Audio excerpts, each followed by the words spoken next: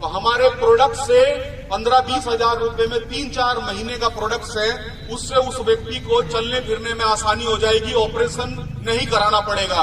आप बताएं प्रोडक्ट महंगा हुआ कि सस्ता हुआ? एक तरफ 2 लाख का ऑपरेशन और एक तरफ 15-20 हजार रुपए। उसके बाद अगर मैं बात करूं तो ऐसे बहुत सारे लोग हैं जो शादी के 7 साल, 10 साल, 15 साल, 20 साल बाद जिनको बच्चे नहीं हो पाए और उन्होंने 10, 20, 25, 50 लाख रुपए अलग अलग जगह, कहीं किसी डॉक्टर को, नीम को, हकीम को, चाहे झाड़ू फूंक मारने वाले को, चाहे मंदिर में, चाहे मस्जिद में, उसने बेचारे ने हर तरीके से हर जगह अपनी अर्जी लगाकर देख ली, लेकिन कहीं पर उसकी सुनवाई नहीं हुई। और 20 साल, 25 साल के बाद हमारे प्रोडक्ट से अगर उनके घर में खुशी आती है, कोई बच्चे की किलकारी गूंजती है, तो हम काम अच्छा कर रहे हैं कि बुरा कर रहे हैं? अच्छा कि बुरा? अच्छा। अगर हम अच्छा काम कर रहे हैं और इस अच्छे काम को करते हुए अगर हमें 1 रुपया ना भी आए तो हमें करना चाहिए कि नहीं करना चाहिए? करना चाहिए कि नहीं करना चाहिए? मैं आप लोगों से थोड़ा सा जवाब लेना चाहूंगा, है ना? यस या नो में, हाँ या ना में, ठीक है ना? खुश रह सकते हैं? खुश रह सकते हैं? हमने सबसे पहले क्या बात बोली कि 9 वर्ष आपके लिए मंगलमय हो। तो एक समझदार आदमी हर स्थिति में खुशियां तलाश लेता है। एक बार एक फैक्ट्री में 2 दोस्त नौकरी पे जाया करते थे। दोनों की तनख्वाह 20 हजार रुपए महीना थी। दोनों के एक बीवी थी, दोनों के 2 बच्चे थे। दोनों की तनख्वाह 20-20 हजार रुपए थी। दोनों की तनख्वाह 20-20 हजार रुपए थी। हेलो, दोनों की तनख्वाह 20-20 हजार रुपए थी। पहले वाला ही सही था मुझे लग रहा। तो दोनों की तनख्वाह 20-20 हजार रुपए थी।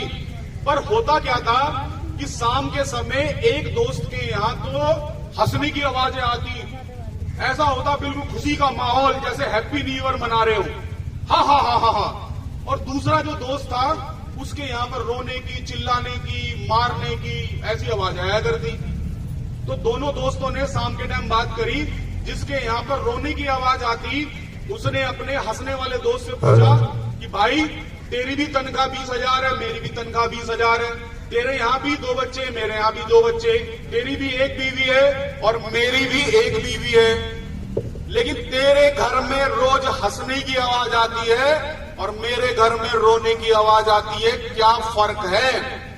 तो हंसने वाले ने बोला कि देख मेरे भाई, दोनों घर की स्थिति एक जैसी है, पर शाम के टाइम या जिस दिन मेरी बीवी को मेरे ऊपर गुस्सा आता है तो वो गुस्से में आकर बेलन उठाती है। बेलन पता किसे कहते हैं? किसे किसे पता? हाथ खड़ा करो। सबको पता है। वो बेलन होता है, पीछे क्या होता है उसके? चकला। वो चकले वाला जो बेलन होता है, कह रहे कि जब जब मेरी बीवी गुस्सा होती है मेरे ऊपर तो वो मुझे बेलन फेंक के मारती है। अगर बेलन मेरे लग जाता है तो मेरी बीवी हंसती है और मेरे बेलन नहीं लगता तो मैं हंसता हूं। दोनों ही सूरत में हमारे घर में हंसी खुशी की आवाजें आती रहती है। तो क्या खुश रहने के लिए तैयार हैं? रहने के लिए तैयार हैं? तो हम जिस काम को कर रहे हैं, यस नो में आप जवाब देना कि हम लोगों के जिनको घुटने की प्रॉब्लम है, बीपी शुगर की प्रॉब्लम है, जिनको बच्चे नहीं किसी वजह से हो पा रहे हैं, जिसको चाहे एक आदमी को फेफड़ों की प्रॉब्लम है, सांस की प्रॉब्लम है, दमा की प्रॉब्लम है, किसी का बीपी हाई है, बीपी लो है, कोलेस्ट्रॉल है, किसी के किडनी में कुछ प्रॉब्लम है, किसी को पथरी है किडनी में। तो इन प्रॉब्लम में सहायक कुछ प्रोडक्ट के बारे में जानकारी देते हैं। अगर वो जानकारी देने से हमारा कोई साथी ठीक हो जाता है और हमें कुछ भी ना मिले तो क्या फिर भी हमें काम करना चाहिए? करना चाहिए कि नहीं करना चाहिए? करना चाहिए। लेकिन अगर सलाह देने के बाद अगर थोड़ा सा पैसा हमें आ जाए तो अच्छी बात है कि बुरी बात है? अच्छी बात है। देखिए, हम सलाह कहाँ नहीं देते। मेरे पास, भैया आपके पास कोई बाइक वगैरह है? अभी नहीं। आपके पास बाइक है? बाइक किसके पास? अच्छा, आपके पास बाइक है? आपके पास है? चलो आपके पास बाइक है, खड़े हो। है नहीं बाइक? है ना? अच्छा, मुझे एक बाइक लेनी है, मेरे पास 70,000 80,000 रुपए हैं और आप मेरे दोस्त हो, मुझे कौन सी बाइक लेनी चाहिए? दोस्त को बताओ यार, बाइक लेनी है भाई यार, कौन सी लूं यार, बताओ कौन सी? स्प्लेंडर। अच्छा, ये आपके पास कौन सी है? इनके पास भी स्प्लेंडर है ना? जो चीज हमें अच्छी लगती है हम उसे बताना पसंद करते हैं। अब इसको जो मेरा दोस्त है या आपका भी कोई दोस्त है, आप भी पूछते हैं, तो इसने बताया कि बाइक ले लो। अब हमने जाके बाइक ले ली, तो क्या मेरे भाई, क्या नाम है आपका? मोहम्मद शानू को बाइक वाले, कंपनी वाले क्या एक टायर फ्री में देंगे? अच्छा, एक सर्विस फ्री में देंगे क्या? नहीं। फिर भी क्यों बताया इन्होंने? क्योंकि जो चीज हमें अच्छी लगती है वो हम बताना पसंद करते हैं। अब मेरी बहन जाकर आज एक बढ़िया सा 2 लाख रुपए का हार लेके आई। क्या नाम है आपका? खड़ी हो जाओ। नूरजहां। मेरी बहन नूरजहां एक 2 लाख रुपए का हार लेके आई। अब ये चुपचाप अपने घर में रख लेगी क्या? रख लेगी? है? ये जब तक पूरे गांव में सारी बीवियां अपने खसम से नहीं लड़ेंगी तब तक इनका व्हाट्सएप नहीं बंद होगा। ए बहन देखिए जरा, अच्छा मुझे तो ज्यादा अच्छा नहीं लग रहा, तो लेके क्यों आई थी? मतलब कि पेट में दर्द करना है, यस और नो? पूरे गांव में। अच्छा, पहले तो व्हाट्सएप नहीं होता था ना, तो पहले घर घर जाया करती थी, पहले सोल ओढ़ के ऐसे जाया करती थी और फिर 16 साल उतार के फिर सोचती थी कि सामने वाली कुछ बोले। 10 मिनट तक सामने वाली देख तो रही पर बोल नहीं रही। ए बहन देखिए जरा, ठीक लग रहा क्या? अब भाई उसका जो जिसके यहाँ गई होंगी उसका आदमी, आज क्या रोटी मिले उसे नहीं मिलती रोटी आज, यस और नो? उसका तो हैप्पी न्यू ईयर खत्म, यस और नो? कोई साड़ी लेके आए, कोई ज्वेलरी लेके आए, कोई टीवी लेके आए 55 इंच का बड़ा 70,000 रुपए का, तो पूरे मोहल्ले को जब तक पता ना चल जाए, क्या ना रिक्शे वाले एक काम कर, जरा 4 गली में घुमा के ला, पीछे पीछे मैं चल रहा, पता तो चले कौन लेके आया 70,000 का टीवी, यस और नो? अब किसी को वो टीवी अच्छा लग गया, किसी को वो हार अच्छा लग गया, और उसने पूछा कि भाई मुझे बताओ कि ये कहां से लेके आया इतना सुंदर हार, और आपने बताया कि वो फलाना ज्वेलरी वाला सुनार है, उसके यहां से लेके आई हूं। अगर आपकी सहेली वो हार लेके आ जाए तो क्या आपको कोई कमीशन मिलेगा? आज तक मिला कोई? नहीं मिला। हम यहाँ पर अपने लिए, खुद के लिए, मेरे पापा को हार्ट की प्रॉब्लम थी, दिल की प्रॉब्लम थी, उनका दिल फैल गया था। 60-65 साल के बाद लगभग आदमी का दिल फैलना लगभग शुरू हो भी जाता है, तो मेरे पापा का हार्ट फैल गया था और उनको 2 बार छोटे छोटे हार्ट अटैक भी आए थे। तो मैंने पापा के लिए प्रोडक्ट लिया, 16,000 रुपए का 3-4 महीने का प्रोडक्ट वो आया, उसको लेकर मैंने शुरुआत करी, मुझे आराम आया, मैंने लोगों को बताना चालू किया।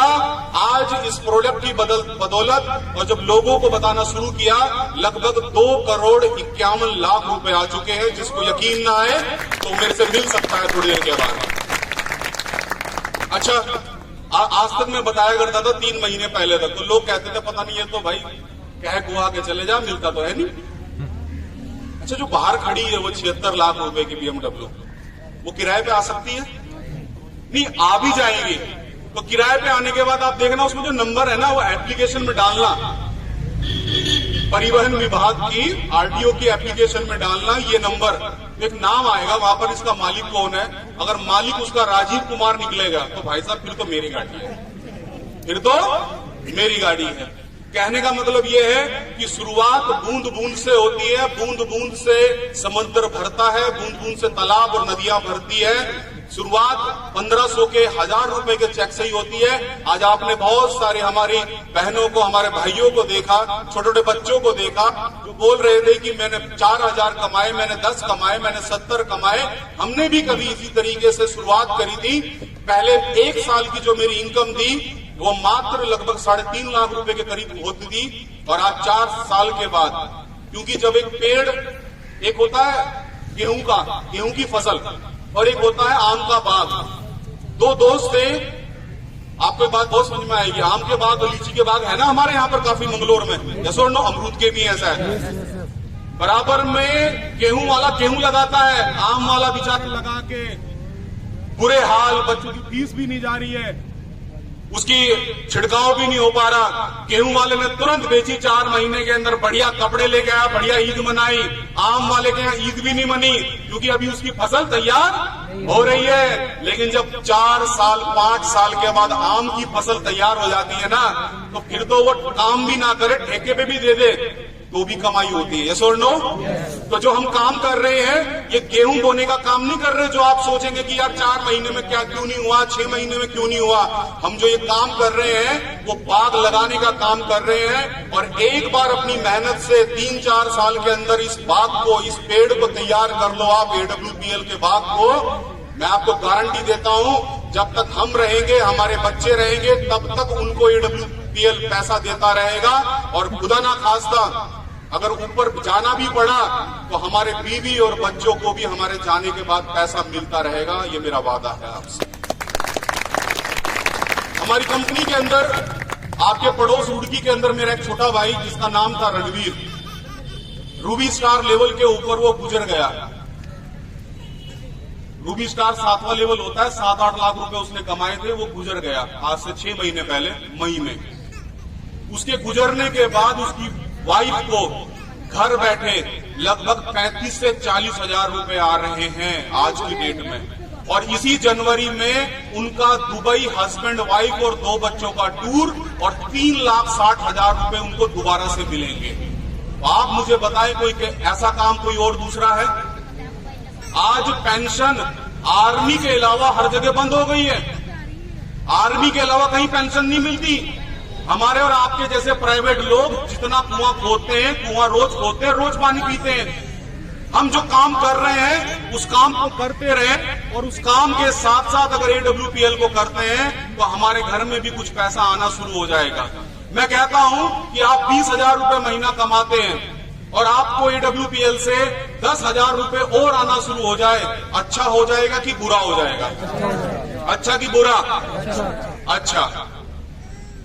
अच्छा क्यों होगा ये मैं आपको बताता हूं। आप अपना काम कर रहे हैं और यहां पर सिर्फ और सिर्फ हमारे प्रोडक्ट के बारे में थोड़ा सा मिलवा रहे हैं किसी को, आप भी नहीं बता रहे, हमारी पूरी एक टीम है जो बताएगी, आपको सिर्फ मिलवाना है। और मिलवाने में अगर 10,000 भी आ रहे हैं, उस 10,000 रुपए से दूध का बिल, बिजली का बिल और बच्चों की ट्यूशन की फीस से बाहर ही चली गई। यस और नो? तो अच्छा हुआ कि बुरा हुआ? अच्छा हुआ। लेकिन आप और हम ये सोच के आएंगे कि हम 10,000 रुपए कमाएंगे, लेकिन हो सकता है कि आपकी टीम में आप हैं इंटर, आप हैं 8वीं, आपका जानने वाला था हाई स्कूल वाला, हाई स्कूल वाले का जानने वाला था इंटर वाला, इंटर वाले का जानने वाला था BSc वाला, BSc वाले का जानने वाला था MBBS वाला, MBBS वाले का जानने वाला था MBA वाला, इंजीनियर। ऐसे करके आपकी टीम, आप तो 8वीं पास है, 6ठी पास है, पर आपकी टीम किसकी बन गई? डॉक्टरों की, MBBS की। मैं खुद अपने आप में ये समझ लो कि इंटर पास ही हूं, क्योंकि BCom मेरी 3rd डिवीजन से पास है। लेकिन आज मेरी टीम में MBBS, नेता, SP, DSP, inspector, sub inspector, colonel, captain, major, बड़े बड़े रैंक के नेता भी है, और कोई तो ऐसे भी जो बॉलीवुड में थोड़ी बहुत ही एक्टिंग भी कर रहे हैं। हर तरीके का आदमी, मजदूर भी मेरी टीम में, किसान मेरी टीम में है, लड़की, लड़का, औरत, आदमी, बूढ़ा, बच्चा, हर तरह के लोग, लगभग 66,000 लोग मेरी टीम में काम करते हैं। अब मान लेते हैं कि ऊपर वाले ने मेरी किस्मत में लिखा कि राजीव तू करोड़पति नहीं बनेगा, पर मेरी टीम में आप लोग आते हैं और आपकी किस्मत में लिखा है कि आपको करोड़पति बनना है। आप करोड़पति बनोगे तो मैं तो अपने आप करोड़पति बन जाऊंगा।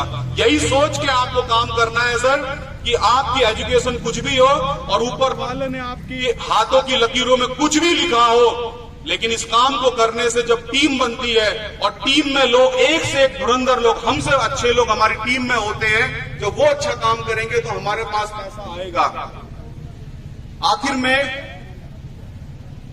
एक छोटी सी कहानी के साथ अपनी बात को खत्म करूंगा। लोगों की नहीं सुनना, क्यों नहीं सुनना लोगों की?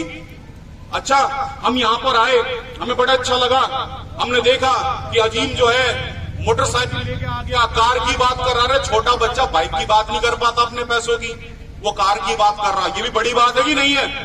और वो लेके भी आ जाएगा। AR रहमान जी को भी लोग बोलते थे, अरे कहीं नहीं आएगी तुम्हारी कार, कहीं नहीं आएगी, और लेके आया तो बंदा सीधा 3.5 लाख की कार लेके आ गया। यस और नो? तो लोगों का काम कहना है, लोगों का पता क्या हिसाब है। एक बार 2 बापू बेटा धोबी थे, तो वो गधा होता ना, गधा वजन ढोने के लिए, तो एक गधा खरीदने गए वो 5वें गांव में, अपने गांव को छोड़कर 4 गांव छोड़ के 5वें गांव में, तो उन्होंने गधा ले लिया। तो दोनों बापू बेटा गधा लेके आ रहे थे, तो गांव वाले क्या बोले, 5वें गांव वाले, कितने बेवकूफ है ना, गधा साथ में चल रहा, बापू बेटा पैदल चल रहे। मैंने कहा यार बात तो सही है, क्या करें? बापू बैठ गया, अगले गांव में बापू बैठ गया, दोनों बैठ नहीं सकते थे तो बापू बैठ गया।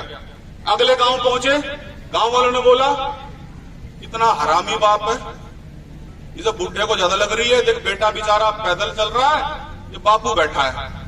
बापू ने कहा ये तो गड़बड़ होगी, तो बापू ने क्या करा, अपने आप उतर गया, बेटे को बिठा दिया।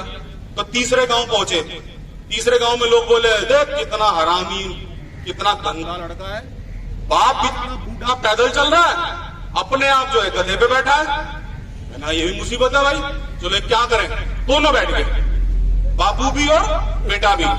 दूसरे गांव पहुंचे, दूसरे गांव वाले बोलने लगे शर्म ही नहीं है, सब शर्म इज्जत बेच के खा ली, और बेचारा जरा सा गधा, दोनों बैठे उसके ऊपर, मारेंगे ऐसे गधे को। ये कहने लगे यार क्या करें, अकेले बैठ गए, तू बैठ गया, दोनों बैठ गए, अब क्या करें? तो दोनों ने क्या करा, गधे को अपने सर पे बिठा लिया। अब जब अपने गांव पहुंचे, दोनों को सर गधे को बिठा रखा सर पे, दोनों बापू बेटे ने। गांव वाले बोले बस और कितने बेवकूफ है, कितने बेवकूफ है, गधा कोई सर पे बिठाने के लिए, गधे के ऊपर तो बैठते हैं। कुछ भी कर लो, कुछ भी कर लेना इस दुनिया के अंदर, कुछ भी कर लेना, दान करोगे हराम का ज्यादा आ रहा है, हराम का ज्यादा आ रहा है। ऐसा लगता है इसने ना ज्यादा पाप किए इसने, इसीलिए दान कर रहा है। अच्छा दान ना करो यार, बड़ा यार ये तो बड़ा मनुष्य आदमी है, ये तो परवरदिगार को भगवान को मानता ही नहीं, प्रभु के नाम पे पैसा ही नहीं देता, करे क्या, डूब के मरे, अरे डूब के मर जाएंगे तब भी नहीं छोड़ देंगे। यस और नो? एक ही तरीका है, लोगों की सुननी बंद कर दो। अगर आपको लगता है कि यहाँ कुछ हो सकता है, अगर AR रहमान कर सकता है, अगर राजीव कर सकता है, और हमारे जैसे हजारों लोग कर सकते हैं। और मैं आपको अपने बारे में मैंने बताया नहीं, जब मैंने AWPL शुरू करी थी तो मेरे पर 70 लाख रुपए का कर्जा था। अपनी बीवी के, अपने घर के, अपने बच्चों के, माँ बाप के, एक भी ऐसा सोने का आभूषण नहीं था जो मैंने गिरवी नहीं रखा था या बेचा नहीं था। एक प्लॉट था, प्लॉट भी बिक गया था। इन सब के बावजूद अगर मैं वो कर्जा भी उतार सकता हूँ, 2.5 करोड़ भी कमा सकता हूँ, तो आप भी यहाँ पर बहुत कुछ कर सकते हैं। आखिर में एक स्टोरी इसी से रिलेटेड मैं एक बताऊंगा आपको, फिर अपने आप को, अपनी वाणी को विराम दूंगा। एक बार एक शहर के अंदर एक प्रतियोगिता हुई मेंढकों की। किसकी हुई? किसकी हुई? थोड़ा जवाब देंगे। मेंढकों की। तो मेंढकों की प्रतियोगिता हुई कि मंगलोर के सबसे बड़े टावर पर जो सबसे पहले चढ़ गया उसको इनाम दिया जाएगा। टावर तो है ना अपने यहाँ, है ना? तो सारे के सारे मंगलोर, आसपास रुड़की, हरिद्वार, सब जिले से मेंढक आए और सब मेंढक आकर उस मीनार पर, उस टावर पे चढ़ने की कोशिश करी। तो बड़े तगड़े तगड़े मेंढक भी आए भाई, देखिए बड़े बड़े तगड़े तगड़े, मेरे जैसे तगड़े तगड़े से तगड़े तगड़े भी आए, सूखे सूखे भी आए, घाटी निकले हुए भी आए, छोटे छोटे भी आए। सब ने एक बात ठानी, भाई साहब इनाम तो हम लेकर रहेंगे। तो सारे के सारे मेंढकों ने प्रयास करा, कोई एक मंजिल, यानी कि उसका होता है ना, टावर में भी होते हैं ना, एक एक स्लैब होता है ना, बीच बीच में कई मंजिल पे होता है लगभग। तो कुछ मेंढक चढ़े ऊपर, तगड़े तगड़े हमारे जैसे, तो वो चढ़कर 2-3 मंजिल चढ़े, गिर गए। लेकिन एक छोटा सा, पतला सा, एक छोटा सा मेंढक लगातार चढ़े जा रहा है, चढ़े जा रहा है। और नीचे से मेंढक उसको बोल रहे हैं, अरे बेवकूफ, तू नहीं चढ़ पाएगा, अरे तेरे बाप के बस का नहीं है, अरे तेरा खानदान मिलके चढ़ेगा तो भी टावर पे नहीं चढ़ सकता, और तू जरा सा है, तू छोटा सा है, तेरी तो हड्डियां निकली हुई है, ये देख तगड़े तगड़े मेंढक तो चढ़ नहीं पाए, तू नहीं चढ़ पाएगा। और सबके सब उसे चिल्लाने लगे। लेकिन वो छोटा सा मेंढक 2 मंजिल, 3 मंजिल, 5 मंजिल, 8 मंजिल, 10 मंजिल, 11 मंजिल, 12 मंजिल और 15 मंजिल के ऊपर, सबसे ऊपर चोटी पे जाकर वो मेंढक पहुंच गया। और पहुंच के वो आराम आराम से नीचे आ गया। तो जितने भी थे स्टार न्यूज, वो कौन सा होता है स्टार न्यूज वाला ना, स्टार न्यूज, जी न्यूज, आज तक, सबके सब आ गए और मेंढक के पास जाके बोलने लगे कि भाई साहब आपने कैसे किया, भाई साहब आपने कैसे किया, भाई साहब ये सारे के सारे जो तगड़े तगड़े लोग थे, जो पहलवान थे, जो जिम जाया करते थे, जो दौड़ा करते थे, वो चढ़ नहीं पाए, तुम कैसे चढ़ गए। वो कोई जवाब ही ना दे। तो उस छोटे से मेंढक का एक दोस्त बराबर में खड़ा था, उसने मीडिया वालों को बताया कि तुम किससे पूछ रहे हो, ये तो बहरा है। छोटा मेंढक क्या है, बहरा है। जब लोग ये बोल रहे थे नीचे खड़े होकर कि तू नहीं कर सकता, तेरी औकात नहीं है, तेरा बाप भी नहीं कर पाया, तेरा खानदान नहीं कर सकता, बड़े बड़े जिम वाले नहीं जा पाए, कुछ लोग गए थे नीचे गिर गए थे, अरे इस शहर के वो लोग नहीं कर पाए, तू नहीं कर पाएगा। तो तब उस छोटे से मेंढक ने जो बहरा था वो ये सोच रहा था कि लोग नीचे से कह रहे हैं अरे तू ही कर सकता है, तू ही कर सकता है, तू ही हीरो है, तू ही कर सकता है, तू ही कर सकता है, करता रहे भाई, लगा रहे, तू लगा रहे। और उस छोटे से मेंढक ने ये सोचा कि लोग मेरी हौसला अफजाई कर रहे हैं, क्योंकि उसको कुछ सुन नहीं रहा था। तो जो लोग यहाँ पर स्टेज पे आके कामयाब हुए, एक ही कारण है कि उन्होंने आज तक किसी की नहीं सुनी, किसी की नहीं सुनी, इसीलिए वो कामयाब है। नहीं तो सबसे पहले आपकी टांग खींचने वाला पता कौन है, आपकी वाइफ, आपके माँ बाप, सबसे पहले वो टांग खींचेंगे। आपका पड़ोसी, आपका भाई। आज आप यहाँ पर जितने लोग ये जो टाई लगा के खड़े हैं ना, ये सूट में खड़े, आप इनको बोलना कि मैं भी ये काम करना चाहता हूँ, मैं भी 1 साल में कार लेना चाहता हूँ, तो ये आपको बोलेंगे कि भाई चिंता मत करो, हम आपके साथ हैं, जरूर आपकी और हमारी कार जरूर आएगी, आपकी कार के लिए हम ताकत लगाएंगे। लेकिन आज आप यही बात अपने चाचा के लड़के को बोलना कि देखना अगले साल मैं कार लेके आऊंगा, पता क्या बोलेगा, चुप हो जा, चुप, तेरे बनियान में कितना छेद है ना, मुझे वो भी पता है। यस और नो? सबसे पहले टांग खींचने वाले कौन मिलेंगे, अपने ही घर के मिलेंगे। एक बार एक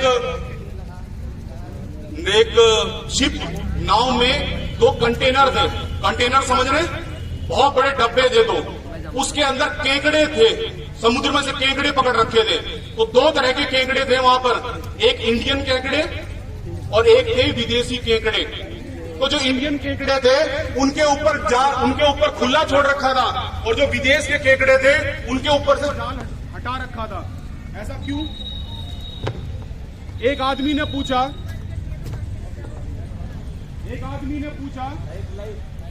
लाइट की कोई बात नहीं, आखिरी बात है।